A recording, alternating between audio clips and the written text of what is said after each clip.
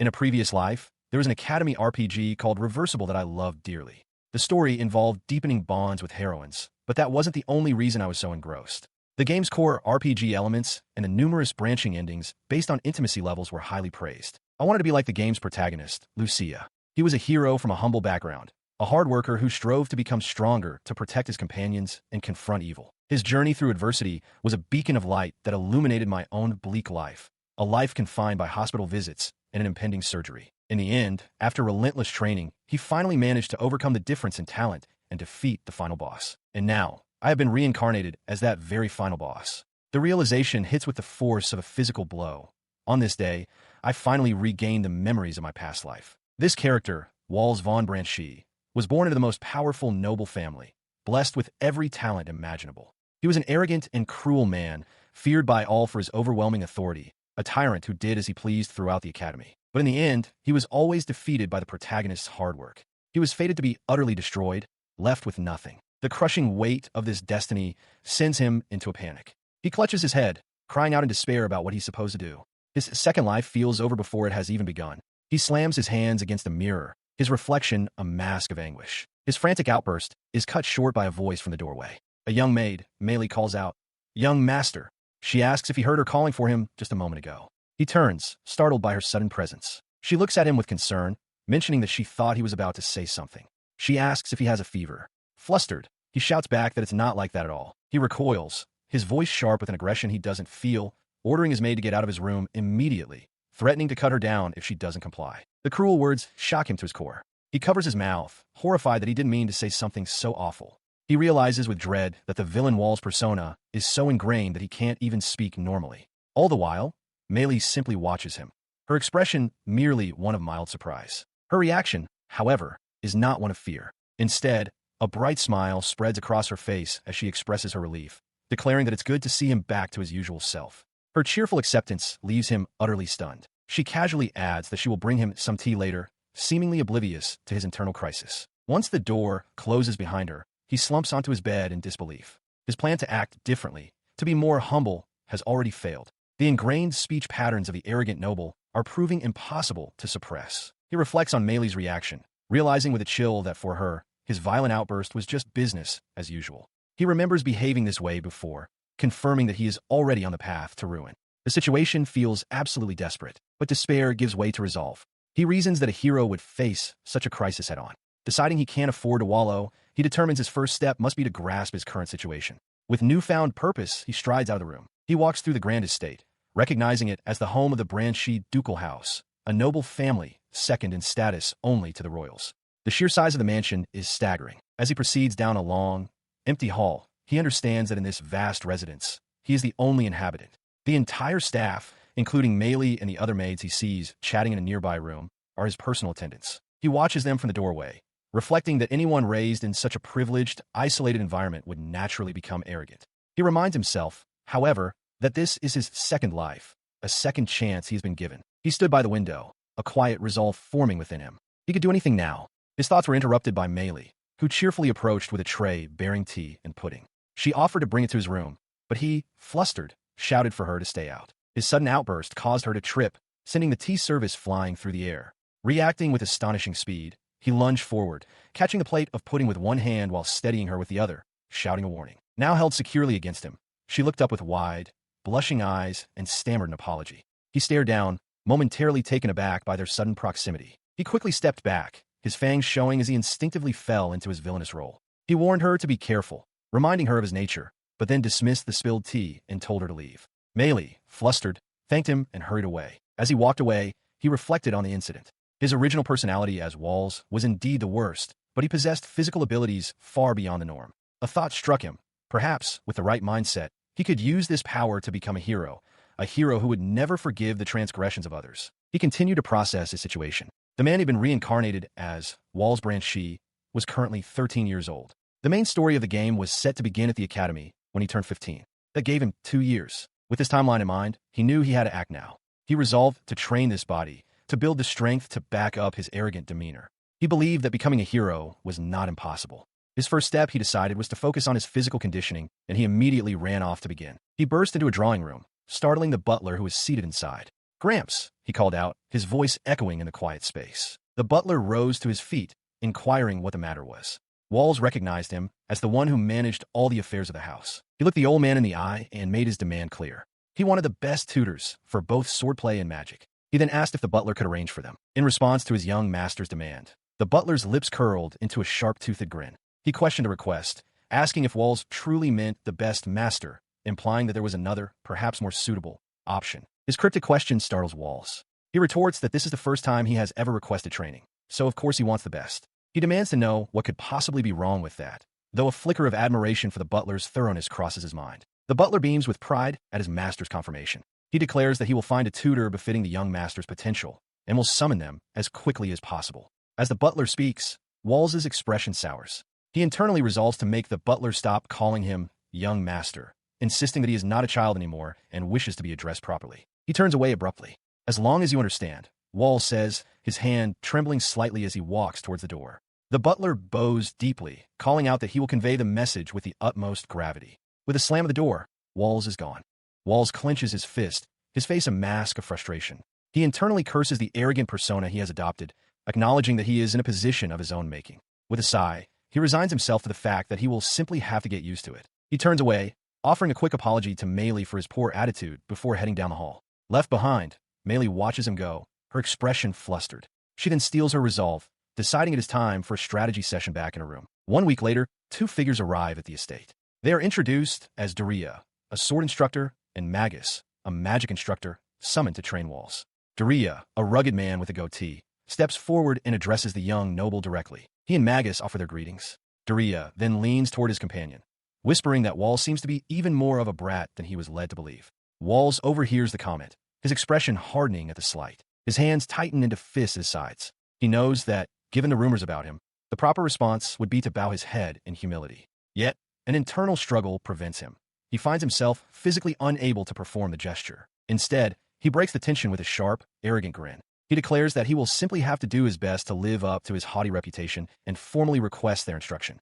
Lilia remarks dryly that his attitude is just as rude as advertised. The sword instructor turns to Magus, asking if she is also irritated. Magus, looking away with a dismissive air, replies that she isn't particularly bothered. She acknowledges that both men are clearly annoyed, but points out that they were likely hired for a substantial fee. Lilia's patience snaps. He declares that if Walls insists on being arrogant, he will respond in kind. With a furious expression mirrored by Magus, he challenges Walls to begin their mock battle at once. He roars for Walls to come at him with everything he has. A confident smirk plays on Walls' lips as he accepts the challenge. He reflects that this was the moment their paths first crossed, a meeting he was unsure whether to celebrate or lament. 1 month later, the fruits of their contentious beginning are on full display. Walls and Lilia are locked in a fierce spar, their swords clashing with a brilliant shower of sparks. He strains against his instructor's blade, refusing to yield. Within days of mastering the basic forms, his one-on-one training with Lilia had begun. The instructor taunts him, questioning if this is the extent of his ability, but Walls roars back in defiance, demanding a real fight. In response to the challenge, Lilia moves with a sudden burst of speed, his form a blur. Before Walls can fully process the movement, his instructor is upon him, landing a solid blow to his head with the pommel of his sword. He grins maliciously, mocking Walls' sharp glare. The young noble grits his teeth, declaring that of course he'd look sharp. From a distance, the household staff watches the relentless spar unfold. The butler observes with a satisfied smile, remarking to the maids that despite his initial impressions, Walls possesses surprising grit. He confesses that he has never seen the young master so dedicated, feeling certain that at this rate, he will grow into a fine head of the household. Another maid, however, offers a different perspective. She explains that Walls' father has lived apart from him since he was a small child, a fact that seems to trouble her. The butler overhears this and reflects silently. He believes he understands now. Walls' aggressive attitude is merely a facade to conceal a deep-seated loneliness. Meili turns to him, agreeing with his assessment. She adds that his harsh way of speaking often causes people to misunderstand his true intentions. Unaware of their conversation, Walls continues his training with fierce determination, vowing to himself that he will become someone truly splendid. From a nearby window, the two maids watch him. Meili states her unwavering belief in him, and the other maid concurs, admitting that while his language is rough, he isn't a bad person. Meili's quiet support then erupts into a loud, enthusiastic cheer. During his sword training, Walls lunged at his instructor, Lilia, shouting in frustration that he wasn't even being taken seriously. His charge was met with swift defeat. Lilia effortlessly knocked him to the ground, remarking on his good growth, but noting it was still insufficient. Lying on the ground, Walls conceded defeat once again, admitting he had yet to win a single match. Lilia, however, encouraged him to be confident, stating that his progress was truly remarkable. Walls could only click his tongue in annoyance. Later, his magic instructor, Magus, found him catching his breath. She suggested that since he was tired, they could postpone their lesson, but Walls refused, thinking he couldn't quit now after such a grueling session. He pushed himself to his feet, declaring that he couldn't afford to lose here, as all this training was for the sake of becoming a hero. Magus smiled, pleased with his determination. He then turned to her, ready for the next challenge, and asked what the next step in his magic training would be. With a sly grin, she announced that it was time to activate his elemental magic, a revelation that clearly startled him. She elaborated that their previous lessons had focused on building his foundation of non-elemental magic, which they would now convert to match his innate attribute. She listed the common elements, earth, water, and fire, and the rare none attribute, sparking a sense of excitement in Walls as he recognized this as a core part of the world's power system. To demonstrate, Magus suddenly crushed a dark, pulsating orb in her hand. As it dripped with a black substance, she revealed that her own attribute was poison, admitting it was a powerful one. Walls watched, stunned by the display. She continued her explanation, a faint smile on her lips. Attributes, she said, are as varied as people themselves, with many rare types like ash or swamp in existence. A piece of information she confessed she didn't share with just anyone. Her explanation continued. A magical attribute is said to reveal a person's true nature. The very suggestion of such a thing makes Walls' expression harden. He expresses his surprise, questioning how she could know such a thing. Magus clarifies that while attributes are commonly thought to be random, the truth is different. The belief that they reflect one's true self, she explains, was a teaching passed down by the heroes of old. She elaborates that among them, two special attributes exist, the hero's radiance of hope and the demon lord's radiance of despair. These two opposing forces first manifested in the world a century ago. This history is deeply personal for Walls. As the final boss in the world's story and a descendant of the demon lord, a fact revealed only late in the tale, his true nature is destined to manifest. The attribute of darkness should be his by right. Magus snaps him out of his thoughts, urging him to try and manifest his attribute. Walls hesitantly agrees. He closes his eyes and concentrates, understanding that the key is to convert his magic by drawing upon the image in the depths of his heart. As he releases his power, a brilliant sphere of light forms between his hands, causing his eyes to snap open in disbelief. The brilliant glow draws shocked cries from everyone watching. Meili, Gramps, Lilia, and even Magus stare in astonishment, all recognizing it as the light attribute. Walls is just as stunned, wondering if his original nature has somehow changed, if he himself has changed. This result is baffling, as every attribute has its own distinct characteristics. Magus's poison attribute dissolve matter, fire burns, and earth alters the very terrain. The light attribute, in contrast, is unique. While it may not seem powerful on its own, its true value is an amplification. It raises the base abilities of all allies, inspiring them to fight with greater strength. It is a power befitting a hero, a power like the sun, and the thought that Walls could possess it seems impossible. His companions rush toward him, shouting praise and amazement. Overwhelmed by their reaction, Walls can only stare at the fading wisp of light in his palm, utterly bewildered. He stared at his hand, still reeling from the strange sensation. It felt like the complete opposite of the dark power he expected. His sword instructor, Lilia, noticed his distraction and asked what was wrong. Walls quickly dismissed it, claiming it was just his imagination. In response, Lilia grinned and proposed they test it out immediately with a practical fight. He declared that he would be Walls' opponent, stating that it was the only way to truly understand the new power. His magic instructor, Magus, looked on with surprise as Lilia insisted, explaining that he hadn't taught Walls what to do in this situation yet. He accepted the challenge with a sharp, confident grin, his fangs showing as he gripped the hilt of his practice sword. Moments later, they stood facing each other in the courtyard, observed by Meili and the other household staff. Walls closed his eyes, taking a deep breath to focus his energy, while Lilia watched him intently, swallowing in anticipation. Placing a hand over his chest, he activated his ability, Light Body Reinforcement. He immediately understood that by converting the magic to the light attribute, the resulting enhancement was incomparably greater than any normal reinforcement. With a surge of power, he lunged forward. The explosive speed caught Lilia completely off guard. Before the instructor could fully react, Walls' sword clashed against his with tremendous force, the impact ringing out across the courtyard. The blow sent Lilia skidding backward, struggling to maintain his footing. He grunted in disbelief, acknowledging that even if the light attribute was half-baked, this was a clear victory for. Before he could finish the thought, Walls was suddenly beside him, leaning in close. With a triumphant, villainous smirk, he whispered directly to his instructor, "My win, Lilia." With his sword now pressed against Lilia's back, the match was decided. Lilia stood frozen in shock, muttering that this was the power of the light attribute. The onlookers were equally stunned.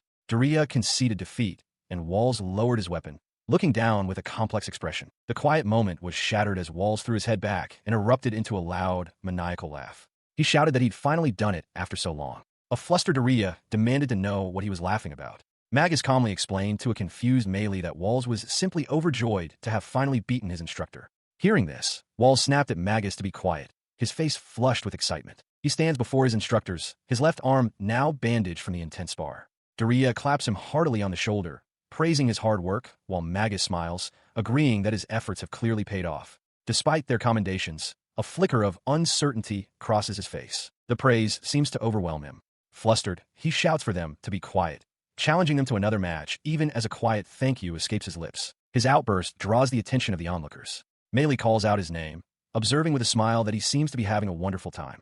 Lilia readily accepts the challenge, promising to spar with him whenever he likes. Nearby, Meili notices the old butler's reaction. She turns to him with concern as tears well up in his eyes. He apologizes, overcome with emotion at the sight of the young master's progress. On this day, a profound feeling settled over the household. He dabs at his eye with a handkerchief, a gentle smile spreading across his face. The butler felt a quiet joy seeing Walls so engaged and spirited, a sentiment Meili clearly shared as she watched alongside him. Brushing off the lingering sentiment, Walls turns and strides toward the mansion, declaring it's time for dinner. As Meili and the butler discuss preparing his bath, he reflects internally. A future where he could be more honest might be pleasant, but he reminds himself that he has a different path to walk. He pushes open the grand doors with renewed purpose. A sinister grin spreads across his face as he proceeds down the long corridor. He reaffirms his resolve. No matter if a future of destruction is all that awaits, he has decided to continue down this chosen path. That night, unsettling laughter echoes from the mansion, piercing the quiet air. Outside, Meili and another maid listen, one remarking with a touch of bewilderment that their young master seems to be in a very good mood. Meanwhile, in another part of the estate, Lilia sits alone in a quiet room, nursing his bandaged arm. His solitude is interrupted by a soft knock at the door. Magus enters, carrying a bottle of wine and a plate of salami and cheese. She announces that tonight is for drinking, and Lilia notes that she seems to have acquired some fine provisions from the butler. With a knowing smile, she offers to join him. She sat across from Lilia, who commented that for a brat, Walls certainly had a foul mouth. Magus inquired about the young master, mentioning that what she'd heard about him didn't quite match reality. Lilia agreed, confirming her observation. He elaborated on the rumors surrounding Walls, the so-called scum of the Branchy house. The boy was infamous for shirking his duties and delegating everything to the butlers, for being cruel to the maids, and for generally acting like a spoiled child. Yet, Lilia found it unbelievable that a mere 13-year-old possessed such grit, and a light attribute to boot. He slammed his hand down, exclaiming that the boy's power was practically cheating, especially for someone who had never fought before. Magus simply sipped her wine, looking amused by his outburst. Taking a moment to compose himself, he refilled his glass. He leaned forward with a grin, declaring that mastering such power in an instant was nothing short of monstrous. With a confident smirk, he predicted that if Walls continued at this pace for 2 years, the boy would undoubtedly surpass him. She took a thoughtful sip of her wine, silently acknowledging that Walls' abilities were indeed out of the ordinary. She then added her own assessment, stating that his magical power was also abnormal. In terms of sheer volume alone, she explained, he was already beyond the level of a high-ranking mage. Lilia let out a booming laugh at the revelation. She continued her thought, positing that since heaven rarely grants two gifts, one must look at the person who created Walls to understand him. She believed that by looking back, one could comprehend the source of both his talent and his terrible attitude. Lilia, however, seemed to have a different idea, quietly murmuring a denial. His response caught Magus off guard. His gaze fell upon his bandaged hand, the wine glass held within it. He had a premonition, a strong feeling that when the boys' two disparate halves finally became one, Walls might just be capable of changing the entire world. The memories of Jido and Meili intertwine. Walls, born with immense magical power, was ostracized from a young age, a future of hardship all but guaranteed. In response, he dedicated himself to relentless training. However, Meili reflects that she always thought this aspect of him was perfectly fine. She continues her explanation with a cheerful expression, recalling a significant shift. Walls, she says, decided to train independently, pushing his body to its limits daily until he was utterly spent. It was during this grueling regimen that he awakened a rare talent, magic of a light attribute. Her voice fills with admiration as she declares his dedication to be wonderful. She then remembers an incident where, after being called a weak mage, he humbly bowed and apologized to another servant, an act that had startled her at the time. But now, she understands she was mistaken back then.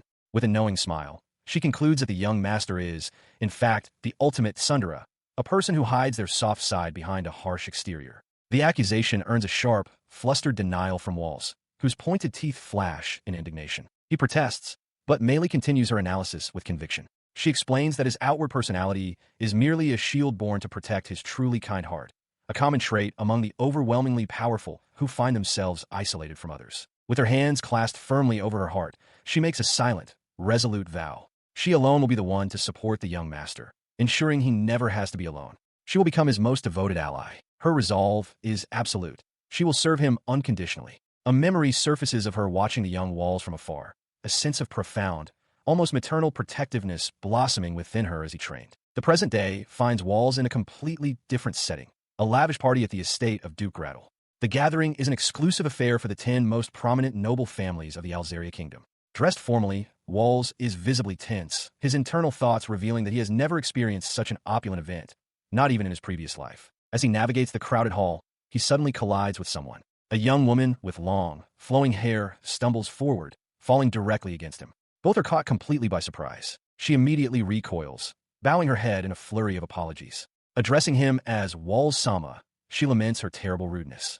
Walls can only stare, taken aback by the sudden, intimate encounter with the young woman, Francesca. He offers a stiff apology to the young woman, who bows her head in return. Internally, he laments that his terrible reputation seems to have spread throughout the entire country. As she stammers, his expression twists into a menacing grin. He realizes this is a perfect chance to further tarnish his name.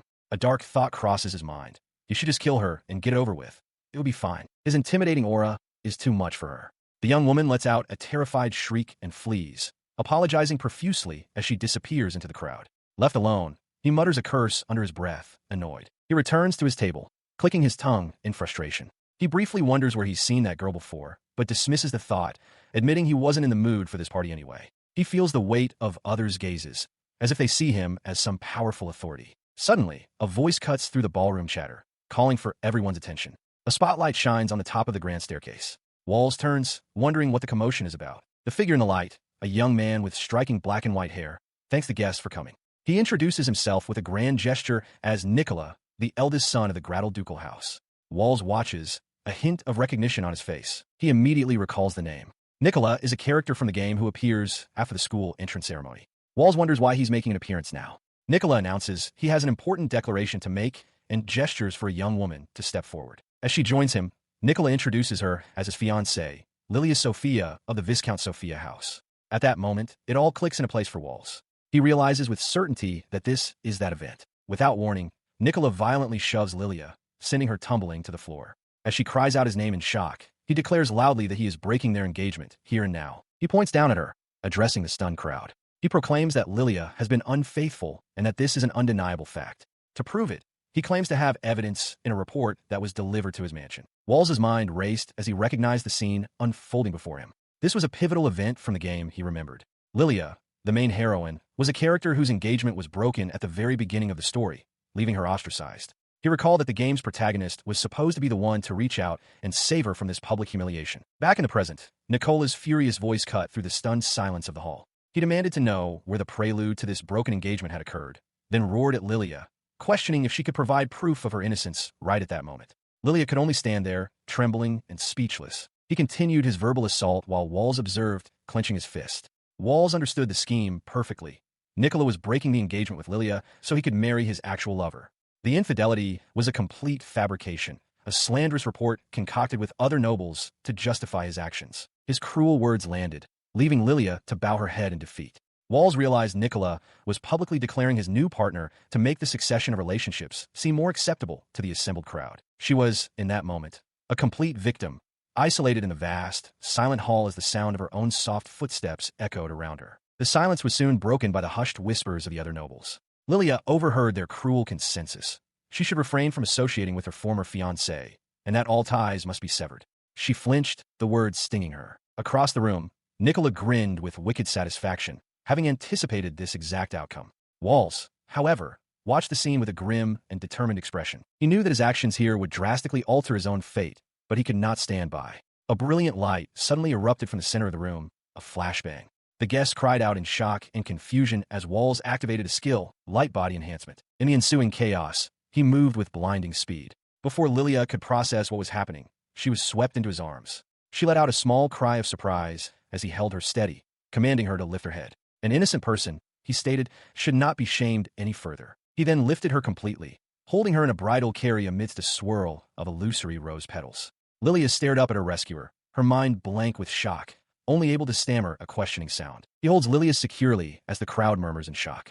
From the stage, Nicola Grattle points, his voice trembling with rage as he demands to know why Walls von Branchy is there. Walls coolly retorts, asking if there's some reason he should not be. Turning his attention to the dazed woman in his arms, he scoffs that it should be obvious. She is, of course, his partner for the evening. Lilia can only stare back, utterly baffled by the declaration. His words reach Nicola, whose face twists in fury. Walls meets the glare with a sharp, confident smirk, questioning why Nicola should care, given that he was the one who broke their engagement. Enraged, Nicola roars that he will not forgive this insult, and orders his guards to seize the fool. The armored men advance, but Walls assesses the situation, thinking that while there are many of them, his light-enhanced swordsmanship should suffice. He glances at Lilia, who stumbles slightly. He tells her firmly not to waver and to stay close to him for just a moment. With that assurance, he leaps into action.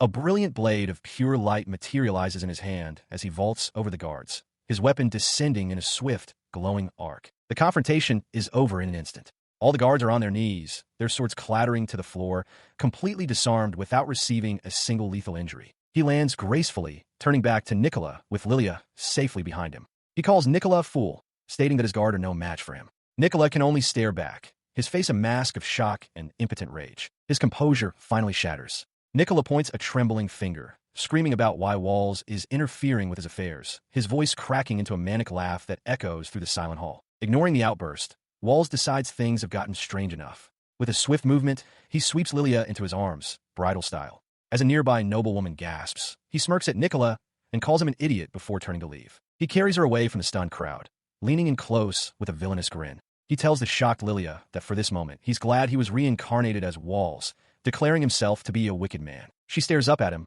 her eyes wide with a mixture of fear and confusion as his words hang in the air. As he continues his confident stride out of the hall, he glances back at the trembling Nicola and proclaims that he simply does as he pleases, taking whatever he wants. Nicola is left utterly speechless. To cover their escape, a brilliant flashbang erupts at the top of the grand staircase, momentarily blinding everyone left in the ballroom. Moments later, they have vanished. Inside a lavish carriage pulling away from the estate, Walls and Lilia are now accompanied by the maid, Meili. Meili asks her master how things went, and he nonchalantly replies that it was merely the natural course of events. He then turns to the dazed Lilia and sharply tells her to speak clearly. Her daze breaks, but not with fear. Her eyes suddenly sparkle with hearts as a stunning realization dawns on her. She asks aloud, to no one in particular, if she has fallen in love. She clasps her hands, face flushed with adoration. She recounts his actions, rescuing her, his power to defeat the guards in an instant, and above all, his arrogant attitude. It was all too much. She had fallen for him completely. Walls, however, looks on with utter disbelief. Overcome with this newfound devotion, she lunges at Walls, grabbing his lapels and begging him to dye her in his colors. Startled, Walls shoves her back, demanding she get away from him while Meili watches in shock. He wonders to himself if this is how Lilia's character is supposed to behave. Meili steps forward, sternly asking Lilia what her relationship is with her master. Lilia, still lost in a romantic haze, internally reflects that while Charlotte's shadow had broken their engagement and she was meant to be cold and distrustful, she couldn't help but fall for him after he rescued her so boldly. Inside the carriage, Walls grips Lilia's shoulders, attempting to push her away. With a strained expression, he insists that they are merely engaged and have no other relationship, trying to quell her advances. As this tense exchange unfolds, Meili watches with sharp focus. She had been steeling herself for this moment, anticipating the need to confirm the nature of their association, but realizes the conversation is veering into unexpected territory. She steps forward, directly addressing the noblewoman with a firm declaration. Lilia cannot marry him. Stunned, Lilia demands to know what she means. Meili clarifies that since Walls has not yet chosen her, she cannot be recognized as his betrothed. Lilia sputters in protest, reminding Meili that it was Walls who dragged her from the party. She questions the maid's assertion, demanding to know if it's truly the case, while Meili looks on with a dizzy, overwhelmed expression. Their argument is cut short by Walls' furious shout for them to stop. Undeterred, Lilia declares she doesn't care and wants to stay with him. Exasperated, Walls calls her a fool and orders her to go home immediately. He continues, calling her an eyesore and telling her to discuss the situation with Nicola with her parents. To his shock, Lilia leans in close, misinterpreting his words as a challenge. She asks sweetly if everything will be fine once she gets her parents' permission. Her persistence only grows as she grabs his arm, desperately asking what she must do to be with him. Walls, cornered and frustrated, bluntly replies that he has no idea. Her frantic energy softens into a quiet, tearful plea. Lilia looks up at him, her eyes shimmering, and whispers that she just wants to be with him. His resolve finally breaks. With a sigh of resignation, Walls tells her it's fine, provided she gets permission, and that if she understands, she should go home. Overjoyed, Lilia beams and gives a cheerful, resounding yes. With the matter settled, the carriage pulls away. Lilia leans against him contentedly as Walls reflects on the situation. He doubts her parents at the Leanhart estate will grant permission so easily, but knows they will meet again at the academy. For now, he decides to simply look forward to that time. He had thought the matter was settled. During his swordsmanship training, Walls let out a weary sigh, believing he had successfully dealt with the persistent noblewoman. His brief moment of relief was cut short by an unforeseen development, leaving him to utter a single, confused syllable. A few days later, a carriage rolled up to the Ashton estate. Lilia Sophia emerged, beaming with pure joy and surrounded by luggage. Accompanied by a stern-looking attendant, she waved cheerfully towards a stunned Walls in the distance. "Lord Walls," she called out, her voice filled with excitement. "Starting today, I shall be in your care as your fiancé." The fate of the two had just taken a dramatic and irreversible turn. In a house far too vast for one person, Walls von Ashton sits alone at a long dining table, dwarfed by the sheer opulence of the room. Before him lies a luxurious meal, a grand spread of pies, fruits, and pastries, yet he remains isolated in the grand setting. His solitude is interrupted by Lilia Sophia, who approaches with a radiant smile. Holding a spoonful of food, she sweetly asks if Lord Walls would permit her to feed him, referring to herself as his cute fiancé. He stares into the void, completely bewildered by her words. The world seems to dissolve around him into a cosmic backdrop as a single question echoes in his mind. Fiancé? Snapping back to reality, he recoils, flustered and annoyed. He shouts that he can eat by himself and tells her she is being far too helpful, while Lilia looks on, slightly taken aback by his outburst. Her determination doesn't waver. She simply offers to serve him instead. This only fuels his frustration, and he yells at her to stop being so noisy, wondering internally how the situation escalated to this point. His thoughts drift back several hours to a sunlit garden. He remembers confronting Lilia, shouting in disbelief after she declared that, as of today, she was his fiancée. He had demanded to know what she was talking about. In that moment, Lilia had cheerfully presented him with a gift, explaining that she had received permission for their engagement. A letter from her father, Schneider, was shown, thanking Walls for saving his daughter and declaring the letter itself to be the official engagement contract. His magic instructor, Magus, had looked on with a smile, congratulating them. The memory causes a visceral reaction. His hand clenches the fabric of his shirt, his knuckles white with tension as a strangled sound escapes his lips. His mind races with the implications. He questions why he would ever agree to this, recalling that Lilia's parents were supposed to be wary of him and that this engagement was meant to be broken.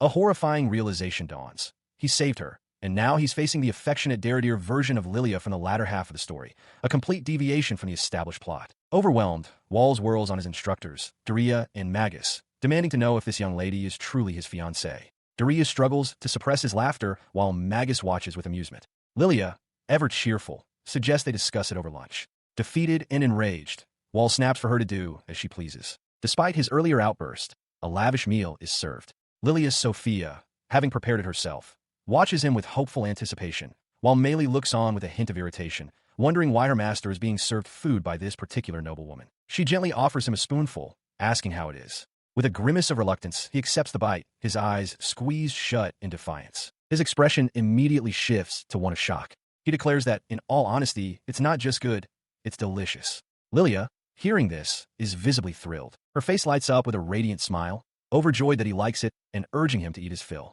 As she continues to feed him, he recalls a detail from the original story. Lilia was known for being so domestic that fans had nicknamed her remarried. He swallows, a sense of resignation washing over him. Seeing his acceptance, Lilia vows to study cooking even more diligently to be of use to him. Walls internally concedes, thinking she can do as she pleases. This acceptance, however, triggers a wave of panic. He realizes with horror that if her cooking is already this delicious, it will only become more enjoyable as she improves.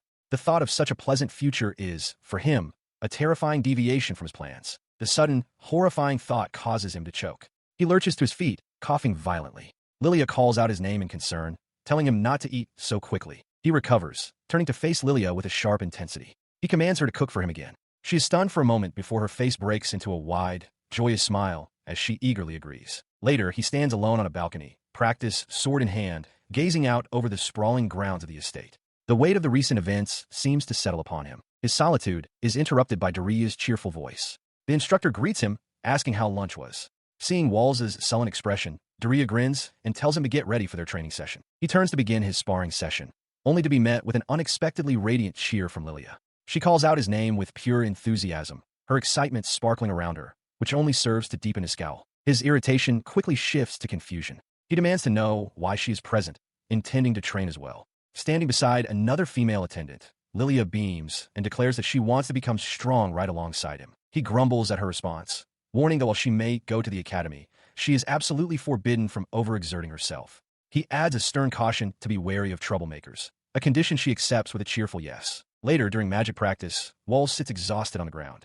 The instructor, Magus, remarks that her training is quite harsh, and she thought Lilia might quit. Seeing her determination, Magus pushes her further, asking if she can still raise her magical power and telling her to try a little harder. In response, Lilia concentrates intensely, manifesting a brilliant orb of light between her hands. Walls watches from his resting spot, genuinely surprised. He hadn't thought her capable of such potent magic, especially given how strenuous the training was. Daria calls an end to the session.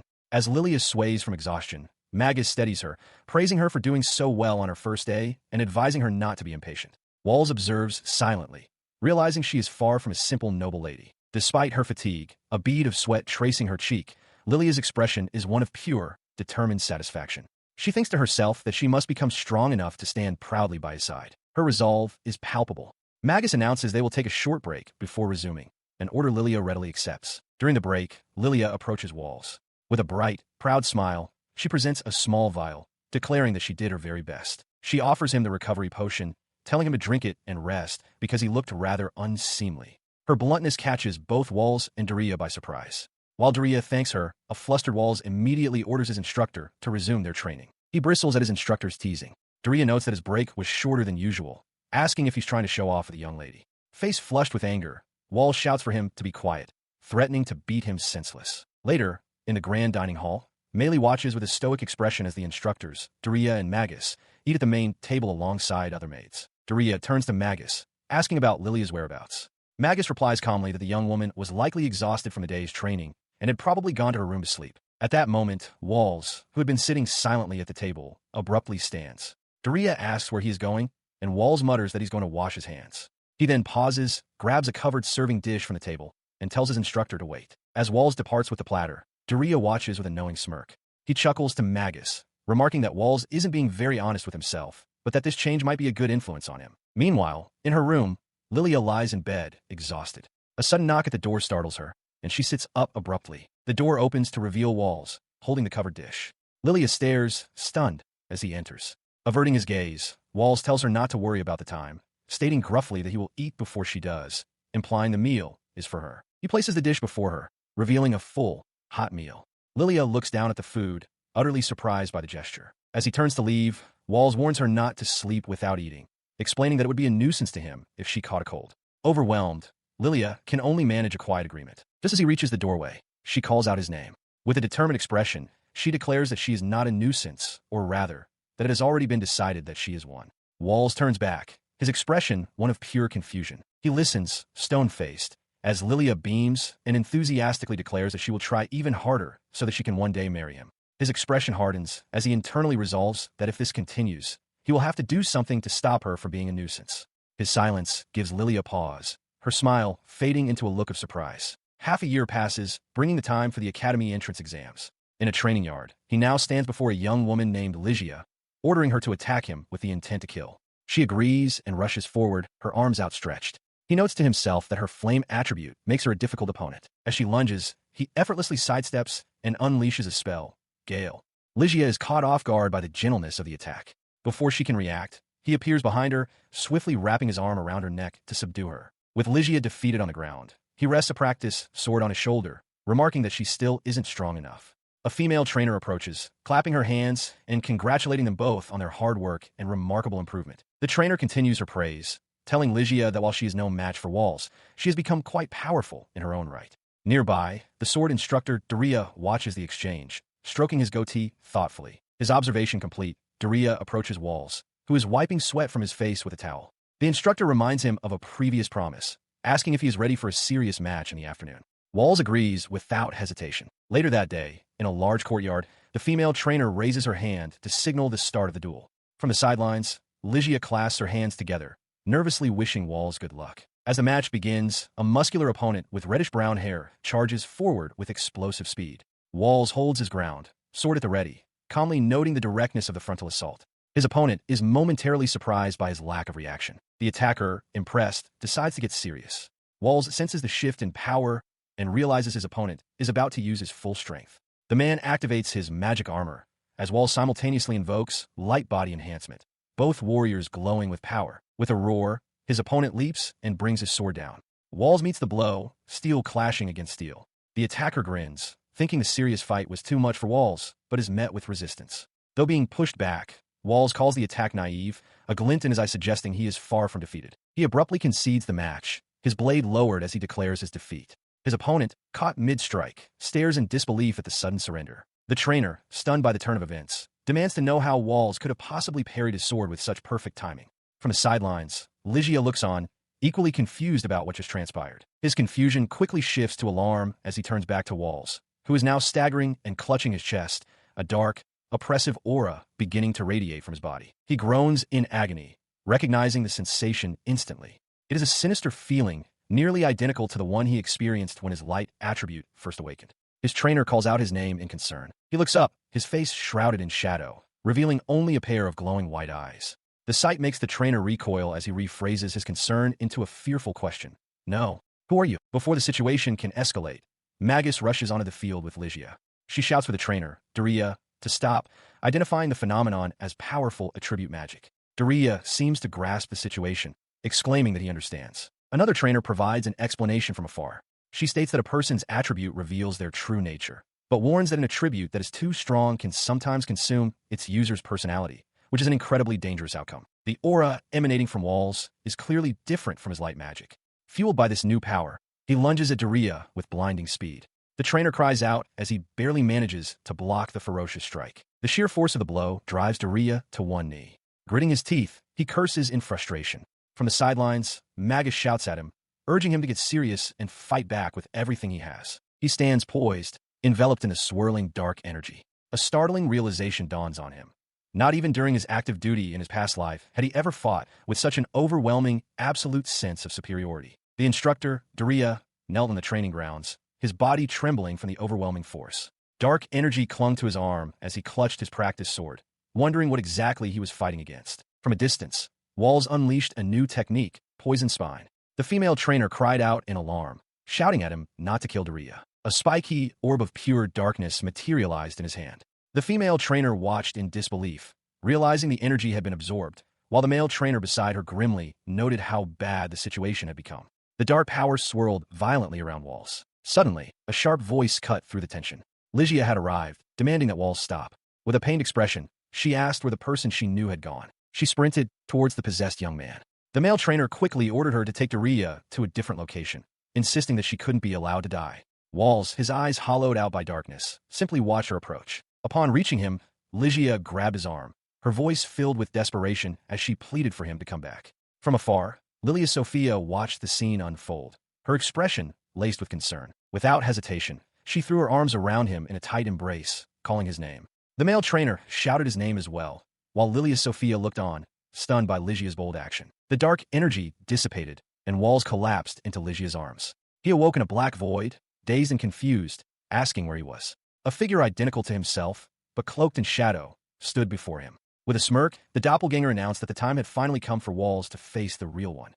Staring in disbelief at his dark-haired counterpart, Walls demands to know if he is the real one. The doppelganger, with arms crossed and a smirk, confirms it is, chiding Walls for making such a pathetic face with what he considers his own visage. He clutches his uniform, agitated, questioning if this entity was the one who tried to consume his consciousness earlier. He demands to know its purpose for trying to steal his body, but the dark figure simply responds with a dismissive, no.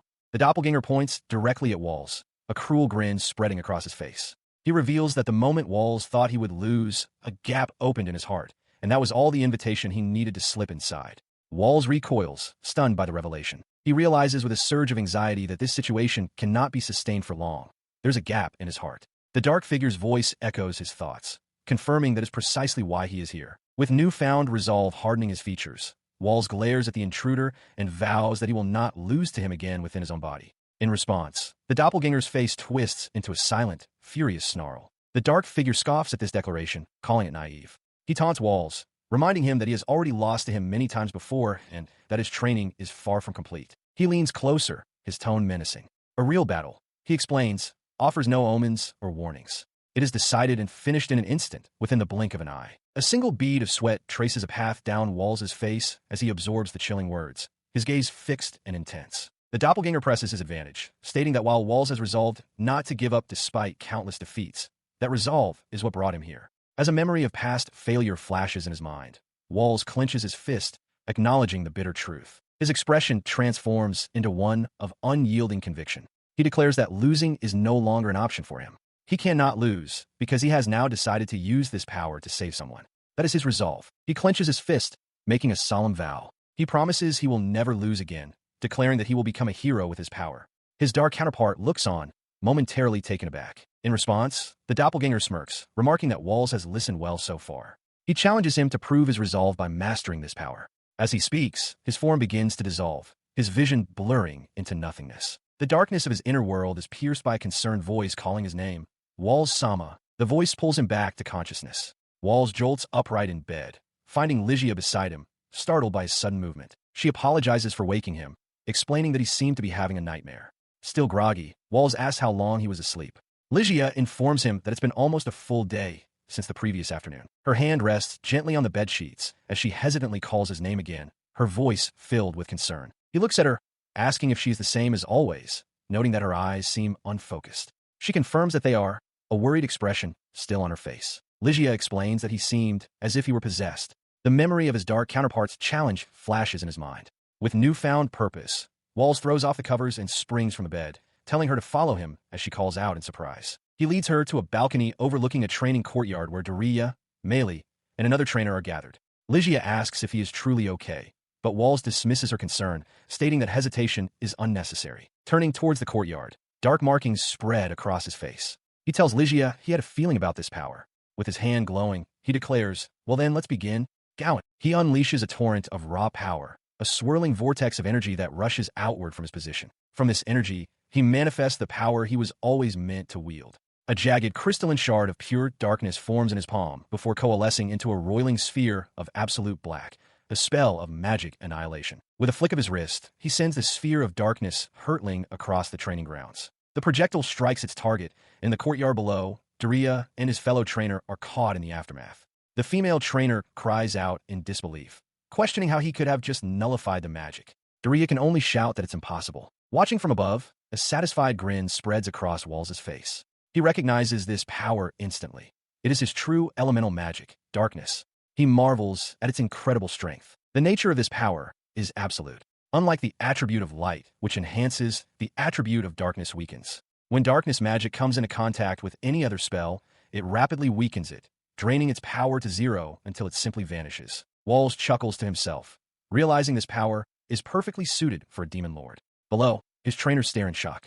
Lilia notes that Walls cast the spell without any incantation. The female trainer protests that this shouldn't be happening, as he is supposed to possess the light attribute, making this development unheard of. He crosses his arms, a confident smirk on his face, and asks them if anything is truly impossible for him. After a moment of stunned silence, Lilia bursts into laughter, impressed by his students' sheer audacity. The female trainer remarks that they have truly become the masters of an unbelievable student. Just then, Lilia rushes forward, calling out Walls' name with awe in her voice. Her eyes sparkling with adoration, Lilia declares that she will follow him for the rest of her life. Beside her, Meili appears, equally captivated, and vows that she too will serve him forever as his maid. As she and Meili looked on with adoration, the sword instructor Lilia stepped forward, blade in hand. He issued a direct challenge to Walls, declaring that his current skills were still lukewarm and demanding a sparring match. The challenge was a measure of how far Walls had come.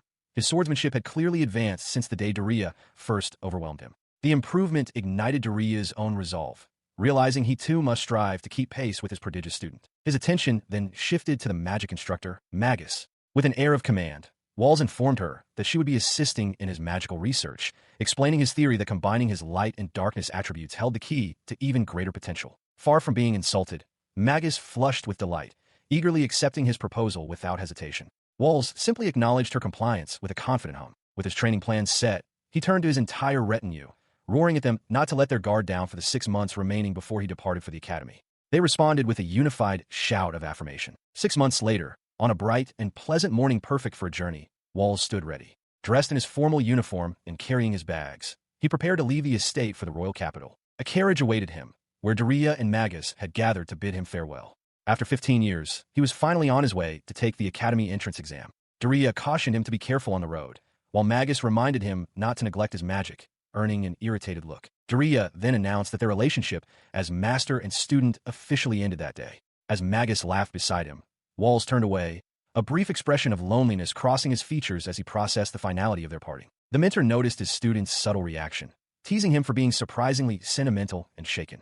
Flustered, Walls immediately denied it, insisting he was unaffected. His expression grew more serious as he offered a final piece of advice, warning Walls that from this day forward, he would encounter people who would be afraid of him. The sudden, ominous statement caught Walls completely off guard, leaving him stunned and demanding an explanation. As his instructors watched him go, Lilia remarked that despite his warning, there would surely be people who understood Walls. Magus cheerfully agreed, adding that she was looking forward to seeing him flourish. He sat inside the carriage, reflecting on their words. He stubbornly told himself that he had no intention of bowing his head to them, yet he couldn't deny the gratitude he felt for all their help. His thoughts returned to the moment of his departure. As he stood before the carriage, he had suddenly turned and shouted his farewell, leaving his entire household, Meili, the old butler, and even his instructors, momentarily stunned by the abruptness. Now far down the road, a small, genuine smile touched his lips. He conceded to himself that perhaps, just for a moment, he had felt a bit of gratitude towards those he called big fools. His reverie was broken by Meili, who was accompanying him. She inquired if it was acceptable that Lucia would also be joining them at the academy. Walls confirmed this, and Meili noted that she would need to make preparations, as she would be traveling to the academy directly from her family's home. Their destination was the Royal Academy of Alzeria, an immense and imposing institution. As the kingdom's most prestigious center of learning, the academy drew the elite from both within the country and abroad to the royal capital. The very title of academy graduate was a coveted status, its weight determined by the graduate's accomplishments. The rewards for excellence were substantial. Those with the highest marks received special treatment, and it was not unheard of for a commoner to be granted a noble title upon graduation. For many, the academy represented more than just education. It was a path to guaranteed wealth and power.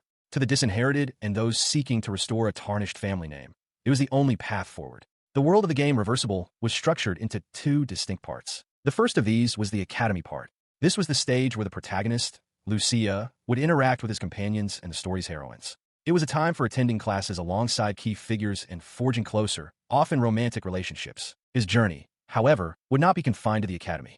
The world also contained an RPG part, primarily focused on extracurricular activities. These quests would draw him into anomalies in the capital and the depths of dungeons, pushing the game's central narrative forward. His path through the academy part allowed him to form a party with companions.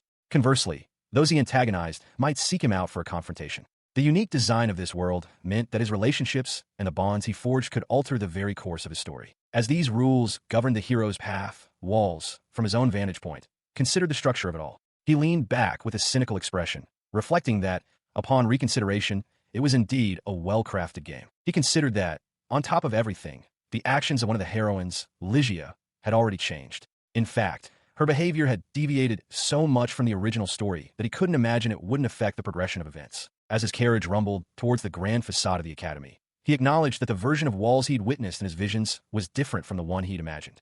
But, he concluded with a smirk that only made things more interesting. Meanwhile, back at the estate, Lilia and Magus watched the carriage depart. Magus inquired if the preparations to see him off were complete, to which Lilia confirmed. He added that Lord Walls had been more prepared than he'd anticipated, and mused aloud if they had been a good match for him. As they spoke, the butler approached, holding a sealed letter.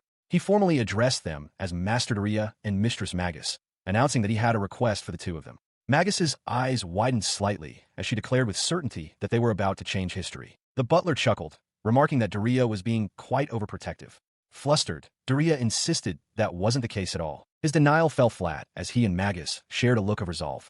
Lilia announced that he had accepted a new request. Magus smirked in agreement, confirming she had done the same. Miles away, inside the rattling carriage, Walls' expression mirrored their determination. A confident smile spread across his face as he gazed out the window, a new clarity forming in his mind. He could see the path ahead. He steps confidently from the carriage, his hand resting on the hilt of his sword. A smirk plays on his lips as he takes in his new surroundings, realizing that the true story was only just beginning. His gaze lifts to the academy building itself, a grand but surprisingly shabby structure. He can't help but feel a little underwhelmed by its worn-down appearance. Beyond the main building, however, the academy grounds spread out in impressive fashion. Manicured gardens, elegant fountains, and pristine walkways create a picturesque scene, bustling with the activity of other students. Walls announces his departure, thanking Meili for escorting him to the gates of the Royal Academy, Alceria. With a respectful bow, she promises to return for him later. His expression is stern as he turns towards the academy grounds. He takes a determined step forward, his mind fixed on the challenge ahead. He knew that only those favored by the trials were permitted to enter this place. As he walks across the expansive grounds, he reflects on the whispers that follow his name. The rumors about Duke Walls von Branchi were apparently true. He muses that his own face is even more intimidating than the tales describe. His mere presence sends a ripple of fear through the other students. They flinch and turn away, their faces pale with apprehension, prompting a silent, sharp glare from him in response. He straightens his uniform, undeterred. The hostile reception was exactly as he had anticipated, but he dismisses it. His purpose remained unchanged, to do whatever it takes to become a hero. His thoughts are interrupted by an enthusiastic voice calling his name. Before he can react, a beaming young woman named Lilia latches onto his arm, exclaiming how happy she is to have finally met him. Visibly irritated, Walls immediately demands that she release him. She ignores his command, complaining that she has been terribly lonely and crying daily for the past week. With a sudden shift in mood, she brightly suggests they proceed with the exam registration.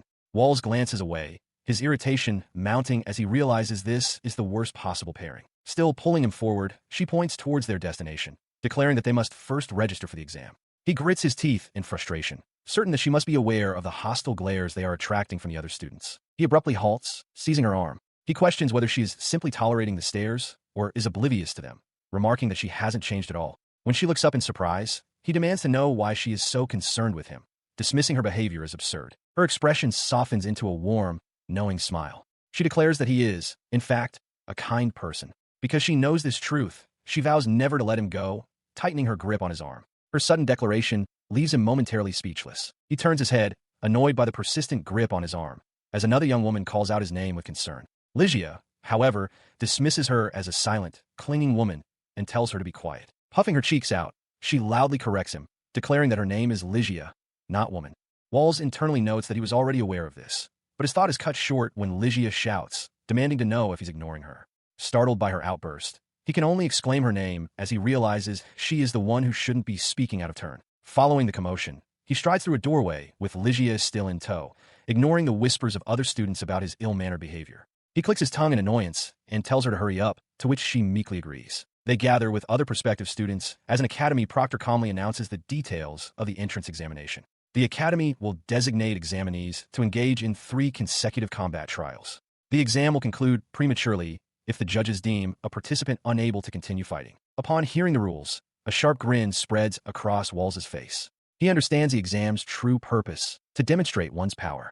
Lilia observes that this is fitting for a meritocratic academy. With anticipation, Walls declares that the first round, the true beginning of the game, is about to start. The first match begins. As his opponent charges, Walls recognizes the scenario as the reversible tutorial from a game. He effortlessly dodges the attack and delivers a single, powerful blow to the young man's midsection, sending him reeling. His opponent collapses to the ground. Walls stands over him, calmly noting to himself that this event is designed to teach the player about the world and its controls. The crowd murmurs in shock at his speed, speculating that he must have predicted his foe's movements. The proctor announces Walls von Branchi as the winner. The second match commences immediately. His new opponent, a female trainer, conjures a powerful fire spell, an aqua bomb. In response, Walls unleashes non-elemental magic, vibration, which shatters her attack completely, leaving her stunned in disbelief. With the spell neutralized, the proctor calls a halt to the fight and declares Walls the winner of the second round. Lilia watches with a worried expression, crying out his name in concern. Walls, however, remains unimpressed, thinking that while his opponent showed some training, it was far from enough to pose a threat. Suddenly, a brilliant flash of light erupts nearby, catching him completely off guard. He turns, demanding to know what is happening. Lilia rushes towards him, apologizing profusely, explaining that she was so moved by his heroic display that she accidentally unleashed her own magic. In the background, an official declares Lilia the winner of her match, leaving Walls to wonder what kind of power she just displayed. He turns away as Lilia, radiant with success, declares that she too has won her match. She explains that she's worked hard to be able to stand beside him and now heads to the final battle, telling him to wait for her in the designated field. As she encourages him to do his best, he quietly processes her words. A realization dawns on him. If this is the final battle of the entrance exam, then that must mean A figure steps forward, their voice cutting through his thoughts, asking if he is their next opponent. The newcomer is none other than Lucia, who introduces himself with a brilliant smile. Walls stares, his expression hardening as he recognizes the face of the game's protagonist. On the dueling field, an official instructs Lucia to take his position. The young hero glances back, his thoughts racing with excitement at finally meeting the one he has so long admired. Walls, however, simply watches with his arms crossed, a flicker of annoyance on his face. His stoic facade crumbles as his heart begins to race. He recalls his past life, a time when he could only dream of crossing swords with his beloved hero. The reality of the situation is overwhelming. Facing each other, Lucia declares his intent to fight with all his might, regardless of it being an exam. In response, Walls formally announces the final match, Walls von Branchy versus Lucia, and coolly asks if his opponent is ready. They lock eyes, Walls bearing a sharp, predatory grin against Lucia's determined gaze. The signal is given. Begin. With a powerful cry, Lucia lunges forward, but Walls meets his attack head-on, their blades clashing in a shower of sparks. He presses the attack, but Walls parries with ease, a wide grin spreading across his face. Internally, he revels in the thrill of the fight. Effortlessly, he uses Lucia's shield as a vault, flipping backward to create distance. He leans in, a confident smirk on his face, and critiques his opponent's technique. He notes that Lucia's sword form is merely decent and that he has acquired some non-elemental magic. But even so, it's not enough. Lucia shouts back, dismissing the critique as nonsense. Unperturbed by the outburst, Walls raises a hand, a dark gem held between his fingers. With a glint in his eye, he declares that it's time for a lesson, and a brilliant flash of light erupts from his palm. The blinding light washes over the arena. Lucia recoils, shielding his face as he struggles to comprehend what he's seeing. From a stance, the crowd gasps in unison, their whispers turning to shouts of disbelief as they identify the impossible.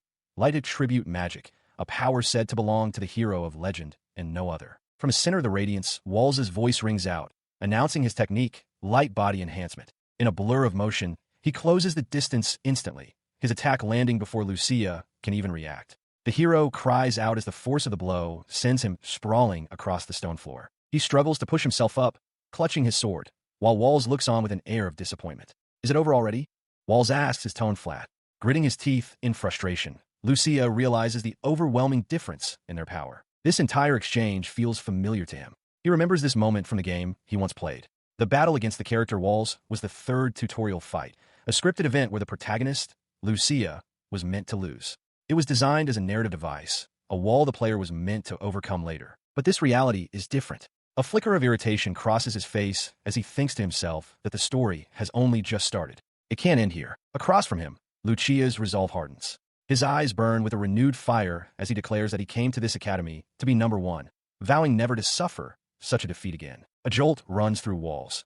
This intense aura is not what he expected. He senses a dangerous premonition. Ignoring the pain, Lucia rises, his voice echoing with conviction. He roars that this may be an exam, but he will fight with everything he has until the last moment. As he shouts, a brilliant aura explodes from his body. The sword that lay on the ground is pulled through the air, snapping back into his waiting hand. Walls can only stare, his composure broken, as he witnesses this impossible display of power. He stares at his own glowing hand, stunned by the revelation. He possesses light attribute magic. The onlookers are equally shocked, murmuring amongst themselves that two students with such a rare attribute in a single year is unprecedented. Walls, however, merely smirks, explaining that this is a simple resonance.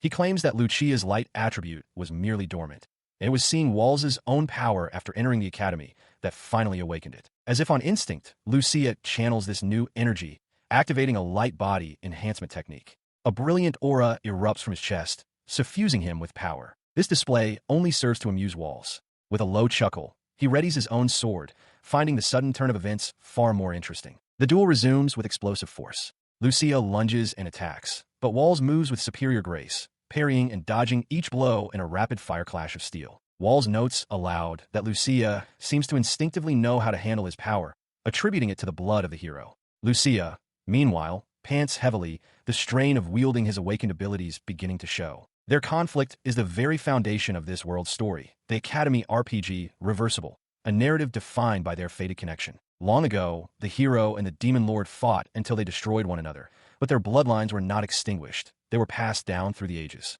And so it is that Lucia, who carries the blood of the hero, now stands against Walls, the inheritor of the demon lord's blood. This world is a tale woven from their two lineages. With a powerful roar, Lucia swings his sword, fully embracing his role in the story. He pressed his attack, sword clashing against sword, but Walls met every blow with a confident laugh. The Demon Lord's descendant easily deflected the strikes, a grin spreading across his face.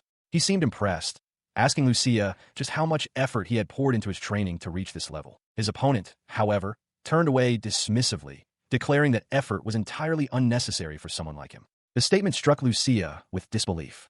Walls, meanwhile, thought to himself that this was a great lie, but one that followed the original story's script perfectly. The blatant disrespect shattered his composure. With a furious cry, Lucia lunged forward, his swordsmanship becoming wild and uncontrolled. The precise form of his light attribute began to falter. As he charged, Walls turned to meet him, his playful demeanor gone. With cold certainty, he declared that this time, victory would be his. He addressed Lucia directly, stating that their fight was over. To punctuate his words, he raised a hand, and a swirling mass of dark energy began to coalesce in his palm, crackling with power. The hero's descendant stared in shock, recognizing the forbidden power. He couldn't believe it, the dark attribute. Walls's grin widened as he revealed not only the sphere of darkness, but also a radiant orb of light in his other hand. He then brought his hands together, declaring that this was no mere monster's trick.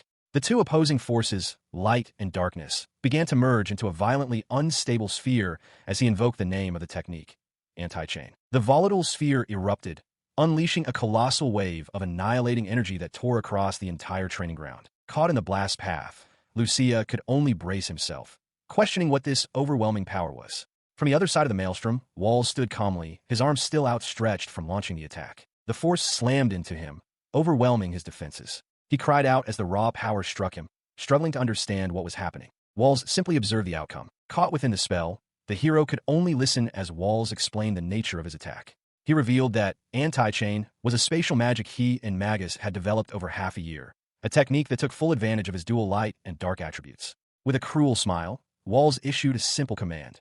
Kneel. The command was absolute. Lucia's body was forced downward against his will, the dark energy constricting him. Walls stood over him, sword at the ready, declaring that within this space, his will was law. He then elaborated on the spell's true function. It simultaneously weakened his opponent while absorbing their power to strengthen himself. With a wide, malevolent grin, Walls proclaimed it a brazen magic perfectly suited for him. Empowered by his opponent's stolen strength, he swung his blade. The cold steel stopped just shy of Lucia's neck. Walls loomed over him, asking if he had anything to say.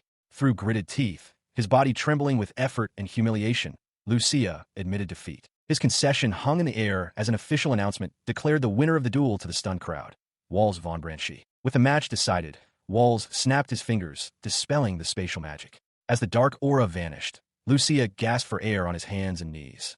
Before Walls could walk away, Lucia called out to him. He turned back to see Lucia looking up from the ground, his eyes filled with a new fire. The hero declared that this was not the end, vowing that he would one day catch up to him. Walls simply watched from the courtyard entrance. Leaving the arena, he was met by his butler. The elderly man informed him that with the exam concluded, the carriage was waiting to take him home. He paused, crossing his arms. For a moment, his cool, villainous facade cracked as he clenched a fist in private celebration. He had actually beaten Lucia, a triumphant thought that brought a wide, genuine grin to his face. He stood for a moment, processing the outcome. He hadn't expected Lucia to manifest his attribute magic so soon, a clear sign that he himself had gained more power than he possessed at the game's outset. A sharp realization struck him. His efforts had accelerated the original scenario. With the academy now ahead of him, he understood with grim certainty that he could not afford to be defeated. His thoughts were interrupted by a voice calling his name. Walls von Branchi. He turned sharply, his hand instinctively going to the hilt of his sword, to see a figure cloaked entirely in black. The stranger offered him a proposition, asking if he desired even greater power, the power to become the Demon Lord and stand in the way of justice. A confident, knowing smirk spread across Walls'